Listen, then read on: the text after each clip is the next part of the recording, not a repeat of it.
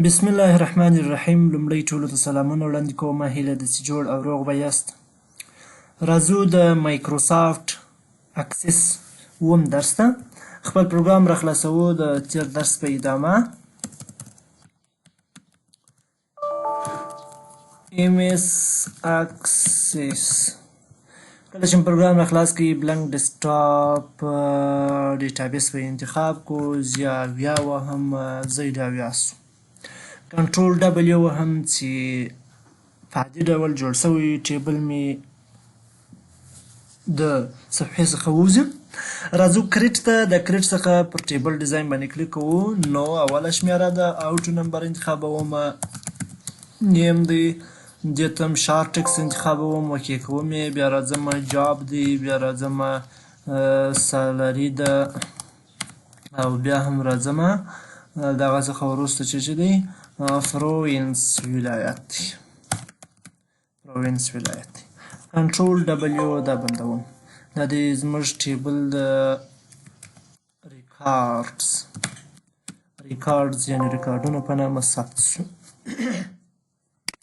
ټیبل چې کله را خلاص کړئ دا هم زموږ ټیبل دی. کنټرول ډبلیو وهم برته ټیبل بندوم. راځم په ټیبل راسته کلیک کوم، ویو ډیزاین ته راځم.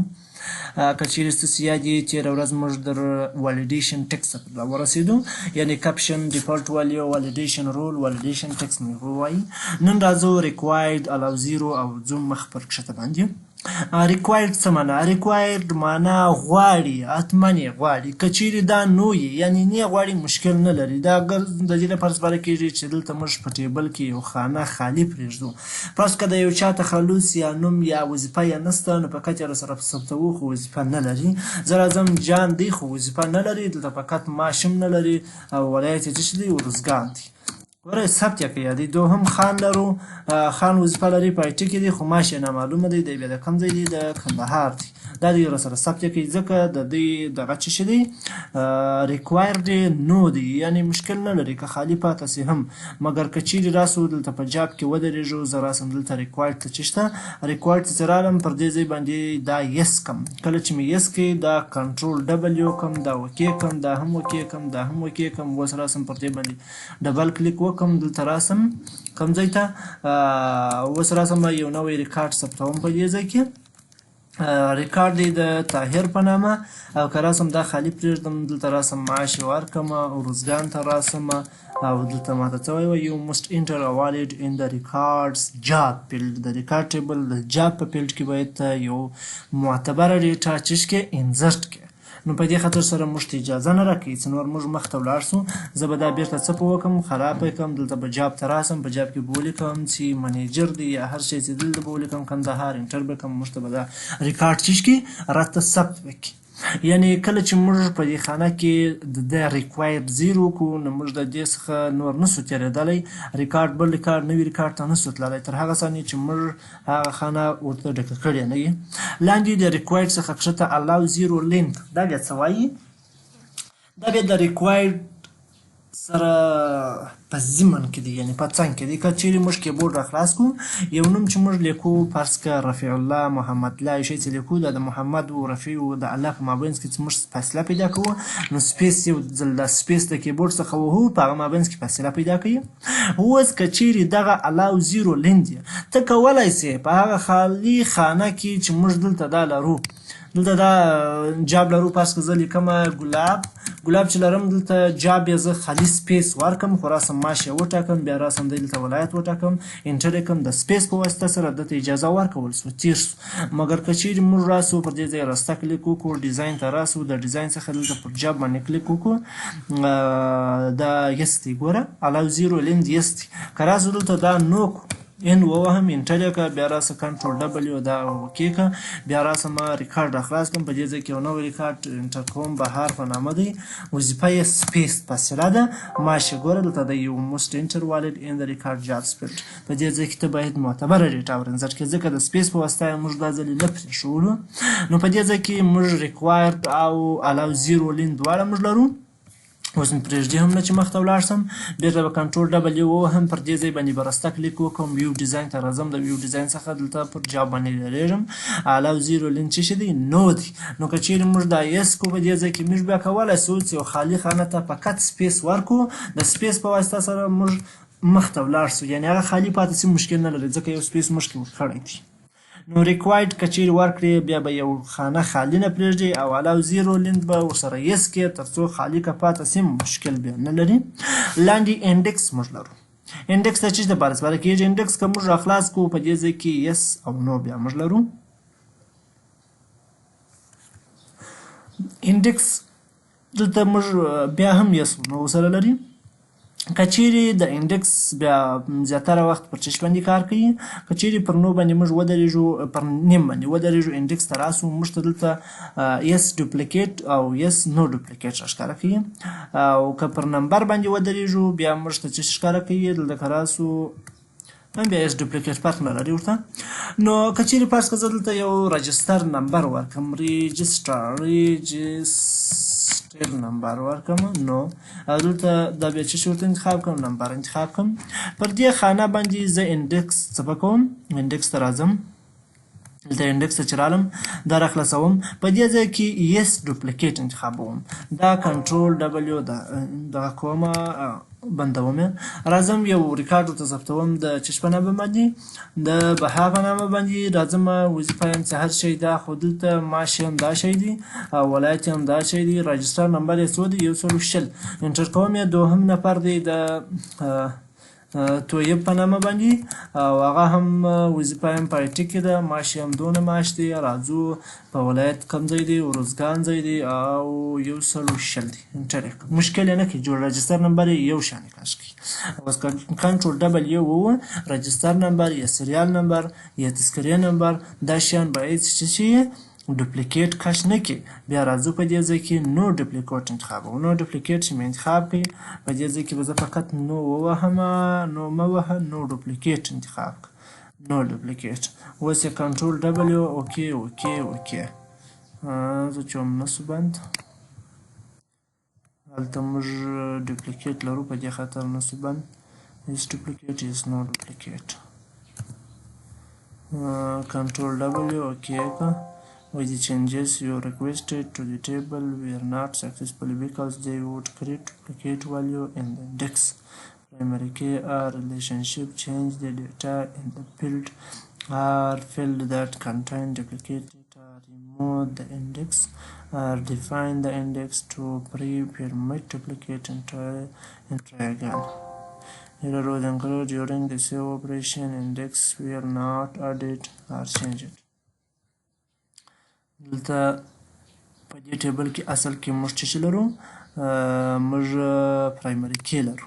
زه راځم دلته دا نو انتخابوم، کنټرول ډبلیو اوکې کوم. اوس زه کریټ ته راځم، یو نوی ټیبل ډیزاینوم. نوی ټیبل چې مې ډیزاین کړي، نو ته راځم، نمبر ته راځم، بیا نیم ته راځم، اوکې کوم یې، بیا راځم جاب وظیفې ته راځم، بیا راځم سیریال نمبر ته راځم، بیا دا نمبر انتخابوم. راځم په دغه خانه کې ورته څه شی انتخابوم، هلته خو موږ ته ډوپلیکیټ اجازه نه راکوله، ډوپلیکیټ اجازه راکوي چې موږ یې ثبتوي. بیا راځم دلته نو ډوپلیکیټ انتخابوم، کنټرول ډبلیو یس یې کړه، دا ټیبل 1 په نامه باندې دلته پرایمري کې نه ورکوم، نو یې کړه. اوس راځم د ټیبل 1 کې دلته اول نفر لرو د چش په نامه، د خان په نامه او په نمبر کې لرو، انټر. د اول شمیره ده د خان په نامه، جاب آی ټي ده، سریال نمبر یې 120 دی. انټر کوم یې، دوهم نفر لرم د جان په نامه، وظیفه یې منیجر ده او دلته وظیفه چې دغه آی ټي سریال نمبر یې ګوره 120 نور موږ ته نه قبلوي، ځکه ډوپلیکیټ موږ هلته څه وکړي؟ بند مې کړي، نو ډوپلیکیټ مې کړي چې موږ ته به ډوپلیکیټ نه ساتي. او که دا راولاړ شو یو دوه سره یو ځای کړو، بیا موږ ته اجازه راکوي چې صافي کړي. نو همیشه چې کله ټیبل جوړوئ په ټیبل کې به سریال نمبر او تذکرې نمبر، رجسټر نمبر، مسلسل نمبر دا شیان به ډوپلیکیټ نه وي، دې ته به نو ډوپلیکیټ انتخابوي، یعنې ډوپلیکیټ ماته مه اکسپټوه. او ستاسې د یادې په ډیټابیس یا په دغه پروګرام کې دا همیشه کله چې موږ یو ډیټابیس جوړوو په دې کې تقریبا د هر سازمان ادارې یا یو مؤسسې یا یو بل شرکت لپاره تاسو جوړوئ همیشه تر لس کم شپږ اووه اته نه لس ټیبله خو کم نه جوړېږي ټیبلان ډېر غواړي حال دا چې ډېر ډیټابیسونه جوړېږي چې د لس یولس پنځلس ټیبله پرې راځي نو ټیبلونه چې بیا کله موږ ډیټابیس په سویه یا په معیاري ډول جوړوو بیا په هر ټیبل کې باید چې دا پرایمري کې نه وي ځکه چې هلته ډوپلیکیټ پرایمري کې دلته یې څه ټکر سره خوري پرایمري کې هم ډوپلیکیټ نه پرېږدي او دا نو ډوپلیکیټ انډکس کې هم نه پرېږدي نو دواړه یو شان معنا ورکوي بیا د دوی در مابینځ په ډیټابیس جوړولو کې په راتلونکي درسونو کې موږ وایو دا ټیبلونه یو د بل تر مابینځ ریلیشنشپ یا رابطه جوړوي رابطه چې کله جوړوي د رابطې په وخت کې بیا دا کلۍ دوه ډوله کلۍ موږ لرو یو فورین کې دي یو پرایمري کې د نورې کلیانې هم نشته که نشته څو کلیانې به زه هم نورې مې خیر په هر صورت هغه بیا راتلونکي درسو کې د خیره وایو دغه کلیانې بیا په خپل مابینځ کې رابطه سره جوړوي دوی د چش په واسطه سره جوړېږي د کلیانو په واسطه سره دا رابطه جوړېږي پرایمري کې د فورین کې سره یو ځای کېږي هلته دوه ټیبله سره یو ځای کېږي کله چې د یو ټیبل ډیټا موږ بل ټیبل ته بیا راوړو یو ټیبل ډیټا په بل ټیبل کې ښکاره کوو په اتومات ډول په دغه شکل باندې بیا جوړېږي نو په دې خاطر سره دا دوه بیا لږ څه ټکر سره خوري بیرته راځو دا بندوو راسته کلیک کوو ویو ډیزاین ته راځو دلته پر سریال نمبر یا پر دغه باندې درېږم لاندې بیا موږ لرو یونیکوډ کمپریژن یونیکوډ کمپریژن که چیرې ورته متوجه سي بیا دوه اپشنه لري یو د نو دی یو د یس دی د چیز لپاره استفاده کیږي د دې لپاره استفاده کیږي چې کله چې تاسو ډیټا ټیبل جوړوي همیشه د هر ټیبل کې د یونیکوډ کمپریژن یس کوي یعنی د هر فیلډ د یس کوي ځکه که موږ ډیټابیس جوړوو او دغه د ټول ډیټابیس د ټول ټیبلونو او د فیلډونو یونیکوډ کمپریژن یس نه وي نو وي نو ستاسې ډیټابیس حجم شاید یوه جی بي سي 1000 ام بي سي 800 ام بي 900 ام بي سي مګر که د هر فیلډ دغه یونیکوډ کمپریژن یس وي دغه ډیټابیس تاسو جوړوئ د 900 ام بي پر ځای باندې شاید 600 او 500 ام بي سي دا کمپریژن دا معنا چې سایز مې څه کوي سایز یې کوچنی کوي که راسته کلیک موږ پر دغه فایل باندې وکړو پراپرټیز ته راسو د ده سایز اوس څو دی 40 5 بایټه دی مګر که اډوانس ته راسې دلته کمپریژن کانټینټ باندې کلیک وکړې دا وکې کې او دا هم وکې کې کله چې دې وکې کې اوس که راسې راسته کلیک پر دې باندې وکې دلته چیش ته راسې راسته کلیک وکې دلته پراپرټیز ته راسې د پراپرټیز څخه د ده سایز اوس هم هغه شی دی په دې کې زه چندان دونه ډیټا نشته پکښې مګر دا بل فایل کمپریژن که کوئ یعنی د ډیټا حجم یې کموي بیا راسته کلیک پر کوئ دلته پراپرټیز ته راځئ پراپرټیز څخه اډوانسډ ته راځئ پر کمپریژن باندې کلیک کوئ او دا وکې کوئ کله چې وکې کوئ دا زموږ ډیټا سایز به چیش سي لږ به سي دغه سره 0 بایټ په ډیسک کې ځای نه دی نیولی شیان نشته کې نو دلته په ډیټابیس جوړولو کې همیشه د هر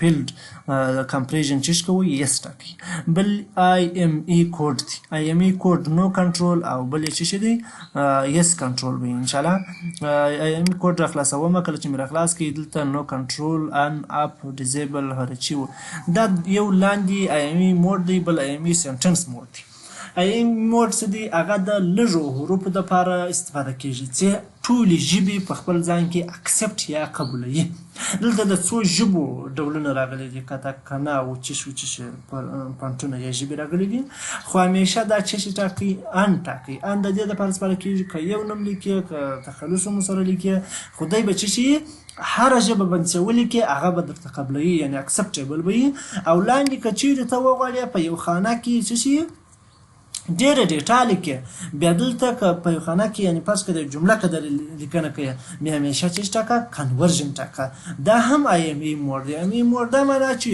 دا هم د هرې ژبې د نور څخه قبلوي کنورژن موډ به کاروي دا اوس موږ آی ایم ای موډ او آی ایم ای سنټنس موډ لاندې موږ چیز لرو ټکس الاین لرو ټکس الاین د چیز دپاره استفاده کېږي که کنټرول ډبل یو دا وکې کړو او راسم ټیبل راخلاص کړم دلته زه د خپل د ټیبل خانې څه غټوم یعنې دا ټیبل څه به کوم اندازه ځایه غټوم تر څو غټ معلوم سي. دا اوس که چیرې ورته متوجه سي ډیټا دغه حروف چې دي دا د چپې خوا لیکل سوي دي، اعداد د رستې خوا لیکل سوي دي. زه راځم رسته کلیک کوم، دوی غواړم چې مابینځ کې راولم. دلته لاندې موږ ټکس الاین چې کله راخلاص کوو په ټکس الاین یعنې معنا ټکس د یو طرف بل طرف ته که څلور طرفه موږ لرو، لیفټ دی، سنټر دی، رایټ دی. زه راځم د خپل د نیم د ون خانه هم سنټر ته اړوم او راځم د نیم خانه هم چیش کوم سنټر ته اړوم، راځم پر دې کلیک کوم، دا هم سنټر ته اړوم. دغه رقم ټولې خانې چیش ته واړوئ سنټر ته. کنټرول ډبلیو هم دا اوکې کوم. اوس که راسم په ټیبل باندې ډبل کلیک وکړم او دلته ورته متوجه سي زموږ ډیټا د نیم او دغه نمبر دواړې چیش ته رالې سنټر یا مابینځ ته رالې او دا بیا څه شي دي په یوه سر کې دي، چپه طرف ته دي، دا هم رسته طرف ته دي. دا زموږ د ټیبل فیلډ پراپرټیز یوه برخه خلاصه شوه. لږ کمپیوټر ډېر لږ کار غواړي، هغه بیا د خیره په راتلونکي درس کې بحث پر وکړو. نو تر راتلونکي درس هم پر الله سپارم. مخکې مو ښه الله عمل شه. د یادونې وړ ده چې ویډیوګانې در سره شیر کوئ د ملګرو سره، د چینل لینک در سره شیر کړئ او همدارنګه کله چې یو ویډیو ګورئ یو کوچنی لایک او همدارنګه سبسکرایب کوئ، ځکه چې ښه خبره ده ستاسو دونه مصرف نه راځي خو زما چینل ته بیا ګټه رسوي. مخته مو ښه.